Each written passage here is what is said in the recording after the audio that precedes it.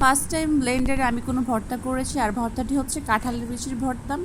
যদিও আমি এর আগে শিলপাটায় এই ভর্তাটি খেয়েছি আর এই ভর্তাটি করেছি, তো আজকে কেন জানি আমার ভালো লাগছে না শিলপাটায় করতে।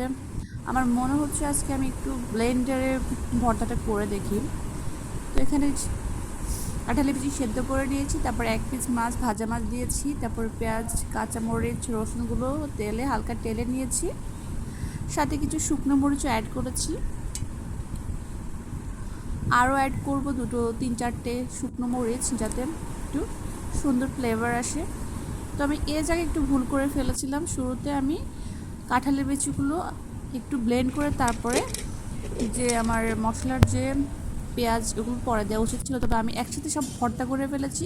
তো পরবর্তীতে আমি কিন্তু সতর্ক হয়ে গিয়েছি, কেননা ভর্তায় পেঁয়াজ রসুন একটু আস্তে আস্তে থাকে, আর ওটা খেতে কিন্তু তখন বেশি মজা লাগে। তা আমার কিন্তু সব একসাথে ব্লেন্ড হয়ে গিয়েছে, তবুও খেতে খারাপ লাগেনি।